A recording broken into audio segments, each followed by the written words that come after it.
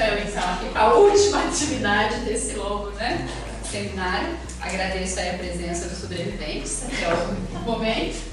E eu vou falar um pouquinho também da especificidade do conhecimento do professor, que é o tema do seminário, né, relacionado a medidas. E discutindo algumas coisas relacionadas à tarefa de formação para os professores. Então, vou trazer algumas questões que a gente tem estudado no grupo e considera relevante, né? Então, para quem está na especialização, como eu comentei com a Dora, uma overdose de medidas hoje, né? Mas, isso é porque é um tema de extrema relevância, nós consideramos de extrema relevância, a gente vai falando dele até, né? Nunca vai esgotar, mas assim, até que a gente consiga se apropriar, né, das medições, das medidas, das grandezas e tudo mais. Bom, então trago aqui algumas questões para a gente pensar já de início, né? Que matemática que o professor precisa conhecer para ensinar, né? Porque essa discussão do conhecimento especializado, que já foi sendo realizada durante os 3 dias dos seminários, então nós entendemos que o conhecimento do professor sobre matemática e sobre ensinar matemática, ele é distinto do conhecimento de outras áreas, né? Então, é um conhecimento que é especializado para os profissionais desta profissão, né? Então, não é o conhecimento do engenheiro, do economista, do administrador, né? Uma outra questão, né? A Érica trouxe aqui os exemplos de educação infantil, Camila também comentou a respeito do trabalho dela com a educação infantil. Então, a nossa discussão também é essa. Na realidade, as crianças aprendem matemática na educação infantil, ou deveriam aprender, né? De que forma que matemática é essa, né? São outras reflexões.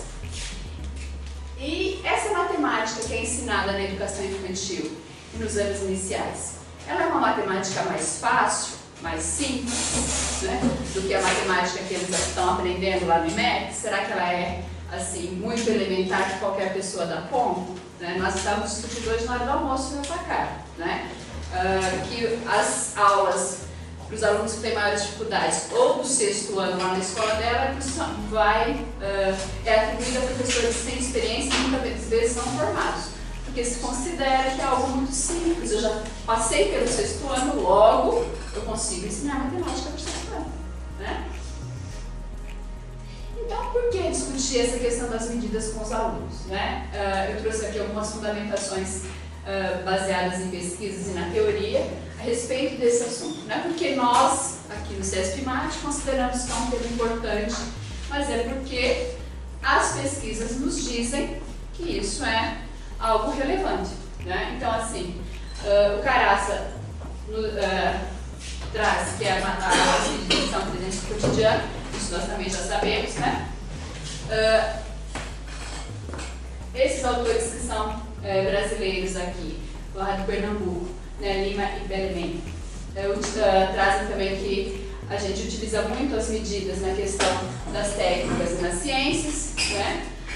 Também trazem a importância de articular medidas com outras disciplinas, porque tem conexões com outros conteúdos, porque é um dos temas que também pode facilitar, favorecer, importante e relevante para as pessoas acessarem o mercado de trabalho, em especial nessas áreas tecnológicas. Então, assim, justificado a importância da medida, né, embora ela seja pouco trabalhada, pela pesquisa a gente pode perceber que é algo relevante. E por que pesquisar sobre o conhecimento do professor no âmbito das medidas, né? Essa é uma outra questão que a gente se faz aqui. Porque a Milena está pesquisando o conhecimento do professor no âmbito das medidas. A Ivonete está pesquisando o conhecimento do professor nas medidas. Eu pesquisei, continuo pesquisando essa questão também. Então, por que a gente faz isso, né?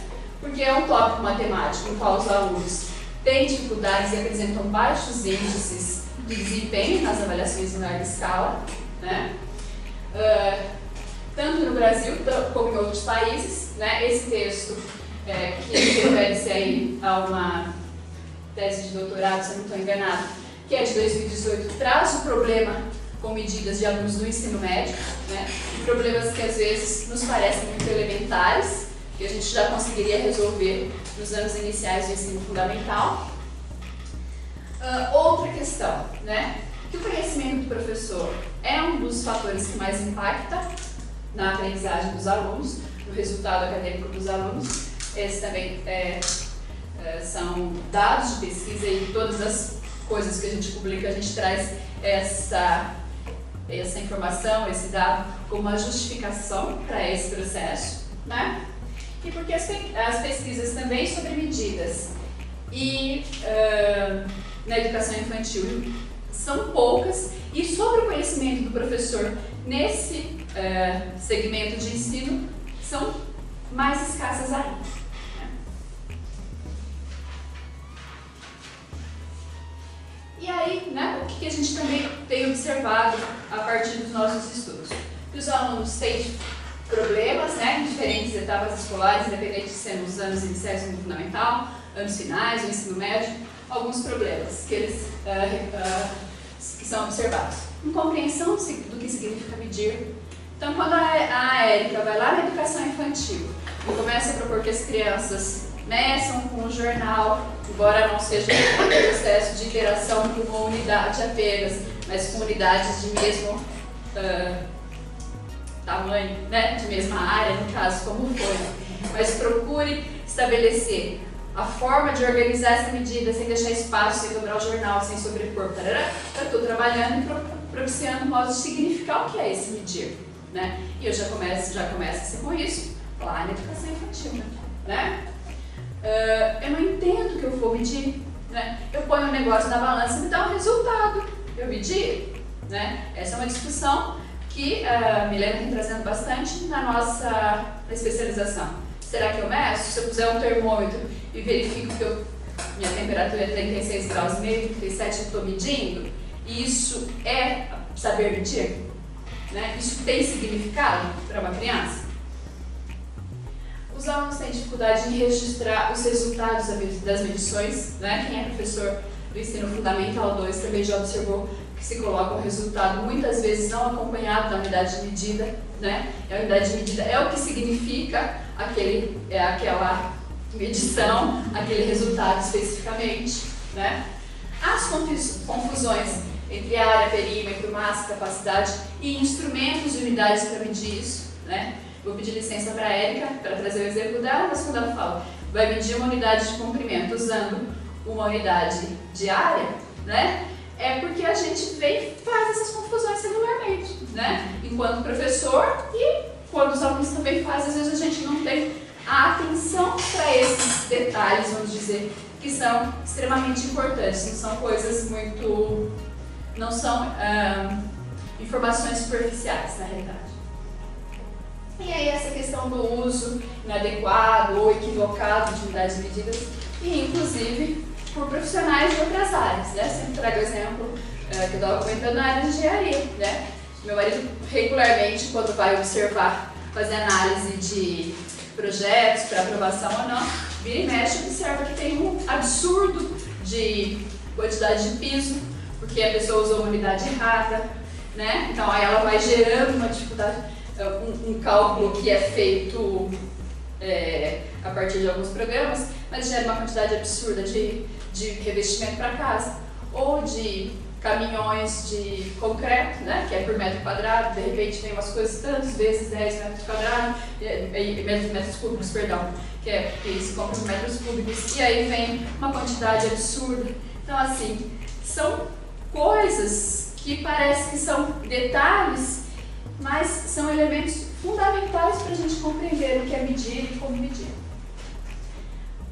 Aí as pesquisas que a gente tem feito nisso, a gente traz esse modelo teórico, né, do MTSK, já viram essa figurinha aqui hoje, mas par de vezes, né? Mas eu vou trazendo aqui um pouquinho de alguns exemplos a partir do que a gente foi discutindo, já pesquisando, sobre esses elementos relacionados à medida. Então o COT, né, que é o conhecimento dos tópicos, então que vai ter essa relação aí com conceitos, procedimentos, fatos relacionados ao tema que eu estou estudando ou trabalhando, né? Um exemplo de medidas então que a gente traz é perceber que medir envolve comparação, a unidade de medida deve ser padronizada, deve ser utilizada rigorosamente de uma determinada forma, né? O KSE, que está relacionado aí, que se refere às conexões com os tópicos matemáticos, né? com conceitos mais avançados, mais elementares sobre esse tópico também, né? Então, uma conexão bastante presente na medida com relação à divisão, né? A gente tem discutido bastante isso na especialização, vocês têm observado. O KPM, né, que é a relação que envolve aí o conhecimento do professor sobre as formas de fazer matemática, então demonstrar as condições necessárias para fazer uma definição, resolução de problemas, né? E aí um exemplo nas medidas é generalizar, por exemplo, aquilo que eu fiz para medir o comprimento a uma área para as outras grandezas. Eu entender que se eu compreendi o que é medir e como se mede, eu posso colocar uma quantidade de maçã numa balança, enxergar que aquilo pesa 2 kg, mas eu posso imaginar como que aquilo foi feito. Aquele resultado não é uma coisa mágica para mim, né? Aí, aqui, olhando assim do lado de vocês, do lado direito, né? Nessa parte a gente está aqui os conhecimentos relacionados ao conhecimento matemático, aqui desse lado os subdomínios relacionados ao conhecimento pedagógico do conteúdo. Então, o KMT, que se refere aos usos dos recursos, né, e materiais para o ensino, né, que esses conteúdos que os recursos são potentes para ensinar cada uma das coisas que eu pretendo trabalhar. Então, um exemplo aqui é por que eu recorro ao jornal para medir e não vou direto para treino. Isso tem um objetivo, né? Porque está no livro didático, porque a BNCC manda, né? Por que eu faço isso? Eu tenho que saber por que é potente eu medir um comprimento com barbante ou a área com um pedaço de jornal. Este outro subdomínio tem relação com as teorias de aprendizagem, as potencialidades e dificuldades associadas aí à aprendizagem dos alunos, né? Então, por exemplo, eu trouxe aqui nessa área pensar um pouco sobre como é o desenvolvimento de noção de tempo e espaço, baseado, por exemplo, na teoria de Piaget, né? Como que a criança compreende essas noções, né? Eu preciso ter um conhecimento a respeito de teorias que embasam essa questão. E o conhecimento do currículo e dos estándares, que é sobre ensino de matemática, que não é só conhecer a BNCC, né? Eu tenho que conhecer a BNCC, currículos de outros países, para entender também que a matemática não é algo que fica muito fechado neste contexto, por exemplo, do Brasil.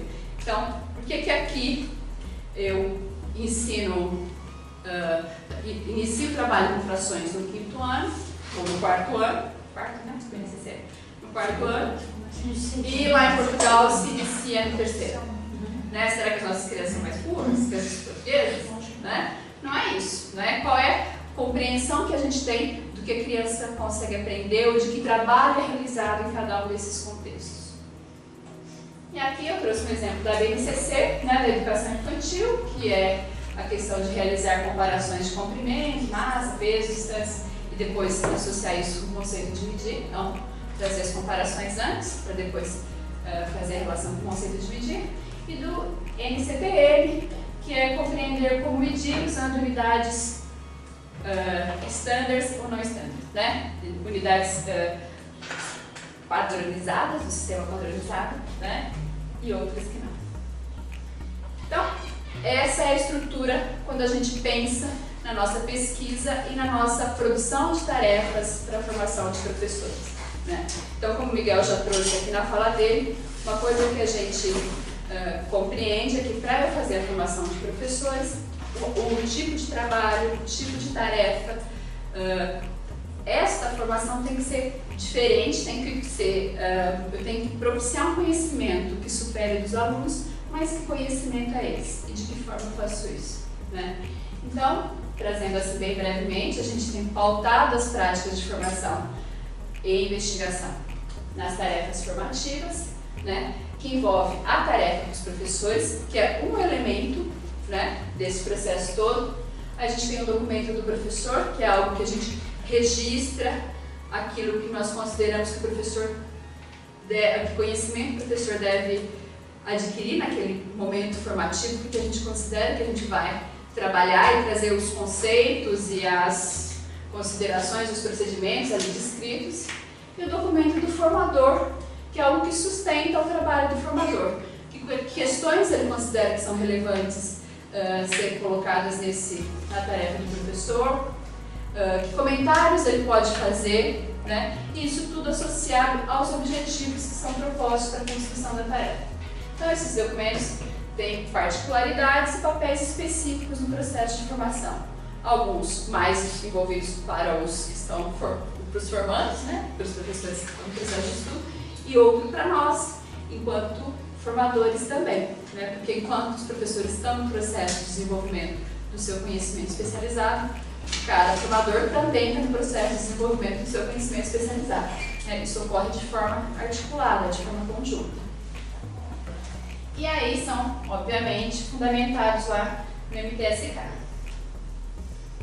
Então, quando a gente pensa, agora sim, desses 3 documentos, que compõem a tarefa formativa, pensando no documento do professor, na tarefa para o professor, né? A gente tem o que por objetivos com essa, quando a gente pensa nas tarefas? Ampliar o espaço de solução dos professores, ou futuros professores. O que é esse espaço de solução? Né? Quando o aluno me apresenta uma resposta, ou quando eu ministro uma aula, eu tenho um conhecimento de como eu considero que aquele conhecimento é passado para o aluno. Quando o aluno vem, às vezes, com uma resposta que eu não sei muito bem como fazer, eu digo para ele, não é assim, faça desse jeito. Eu sei fazer de 3 jeitos, escolhe um dos meus jeitos e resolva dele, né? Então, a ideia é ampliar essa possibilidade, né? Quando eu penso numa tarefa para o professor. Possibilitar a exploração dos conteúdos com efetiva compreensão, né? Isso eu retomo lá, pensando um pouco no que eu já trouxe naqueles primeiros slides. Os alunos têm tido dificuldades porque não atribuem sentido ao processo de medir. Não vão medir e não sabem o que estão fazendo. Ou só fazem por um processo mecânico. Né? Permitir que os professores também nesse processo vivenciem e tenham aí acesso às vivências problemáticas, né? Então, as tarefas são às vezes um pouco desconfortáveis para quem vai responder, no sentido de ter vários questionamentos, e muitas vezes a gente procura esses questionamentos que seja algo que não seja muito prontinho, ou ainda que a gente utilize algum modelo, se inspire num livro didático ou num outro material, a gente faz outras questões e que muitas vezes o professor não pensou sobre aquelas questões. O que é medir? Eu nunca pensei no que é medir, eu meço. Então, o que isso significa? Né? Muitas vezes eu não penso nisso. O que é classificar? Não sei, eu faço classificação, boto aqui os materiais, eles juntam por corpo, tamanho, mas eu não sei o que é classificar. Né? Então, este é um exemplo. Pensar aí na perspectiva de atribuir sentido às respostas dos alunos, né? Principalmente as que são distintas, diferentes, ou até mesmo corretas, mas que apresentam um raciocínio que tem uma certa lógica, vamos dizer assim, mas pode às vezes estar matematicamente incorreto, né? E aí essa questão de ampliar o espaço de solução, né? Como que eu vou interpretar, como eu vou olhar para aquela tarefa que o aluno propôs, aí essa parte da tarefa do professor, vou trazer depois o modelinho, a gente chama de conhecimento interpretativo, né? É um outro conceito, mas está associado ao conhecimento especializado do professor, em especial aos aspectos da matemática. Né? Mas não vou ficar falando que a professora já fez palestra sobre isso. Né? Também as tarefas têm como propósito enriquecer o tipo de feedback que os professores podem dar aos alunos a partir da análise da tarefa, e também ao professor, né, desenvolver sua própria capacidade de mobilizar seu conhecimento, explorando erros dos alunos. Então, as tarefas, quando a gente pensa, desenha, propõe, também acho que mais uma pessoa falou aqui, eu vim trazer uma tarefa que a gente discutiu no grupo, deve ser a 10ª versão, deve ser a 15ª versão, porque é este processo, né? Não é algo simples construir uma tarefa para a formação de professores quando a gente está neste contexto de entender que o conhecimento matemático do professor para trabalhar da educação infantil ao ensino superior ele é especializado. Né? Aí a tarefa, trouxe só um exemplozinho, né? A gente tem essa parte aqui, essa é uma tarefa que a gente fez no workshop também aqui. Eu chamei de parte zero, porque a gente estava ainda discutindo um pouco dessa coisa dessas nomenclaturas. A Débora trouxe dela como parte. Não defini essa número ainda muito bem, mas enfim, né? Tá aqui, então a gente traz cada uma dessas questões pensando especificamente no conhecimento que eu quero desenvolver. Então não é algo aleatório, né? Eu sorteio e falar, vou perguntar isso. Não, a gente pensa. Então, tem aqui um exemplo, que é medir, o que significa medir, como medir, o que se mede, etc. A outra parte da tarefa, né, do professor. Aí tem um aspecto da tarefa que é algo que a gente considera que é uma tarefa para o aluno. Então, entra nessa perspectiva do professor vivenciar situações problemáticas que os alunos poderiam vivenciar. E aí a ideia é que se possa efetivamente levar essa parte da tarefa para a sala de aula, desenvolver, trazer, discutir nos nossos contextos formativos. Como no workshop, obviamente, não dá tempo, porque ele é muito situado, né, temporalmente, mas na especialização isso tem ocorrido com um pouco mais de frequência. Né? E a outra parte é a parte do conhecimento interpretativo. Né? Então aqui a gente traz sempre uma situação de sala de aula, essa é uma situação de sala de aula real. Né? Nós fomos, foi você, né? Eu e a Milena fomos na sala de aula da professora de educação infantil, crianças de 3 a 6 anos, aqui em Campinas. Então, a gente traz um exemplo de como isso foi colocado e trazemos essa parte do que foi desenvolvido na escola para a discussão aqui. Pode ser em vídeos, pode ser a partir de fotografias, foi esse exemplo que eu trouxe aqui, ou a partir de um texto mais descritivo mesmo. Né? E eu vou parar por aqui, na realidade, porque assim, a proposta era discutir um pouco de como a gente tem organizado esses processos de formação, né? E pensar um pouco mais nessa perspectiva de que a formação do professor que ensina matemática não pode ser uma formação que a gente foque exclusivamente no conhecimento que é desejável e esperado para os alunos. Né? Então isso envolve pensar nas tarefas e envolve um grupo que é responsável por isso. Né? Falando aqui do nosso exemplo, mas isso penso que em qualquer contexto, porque é muito difícil você pensar algo isoladamente, sozinho e sem ter essas discussões. Por isso que a gente tem lá 10, 15, sei lá quantas versões de uma mesma tarefa. Né? Então, por isso, a importância de nós termos a pesquisa associada à formação. Né? Não, eu vou fazer uma formação de professores pelo objetivo X e vou fazer minha pesquisa de mestrado, doutorado, pós-doutorado Y. Né? A gente procura congregar essas coisas porque a pesquisa vai ajudando a fomentar e ampliar essa discussão sobre a formação que, em última instância, que a gente espera que ocorra, é efetivamente a melhoria da aprendizagem dos alunos. Paro por aqui então e agradeço de novo vocês por terem ficado até o final.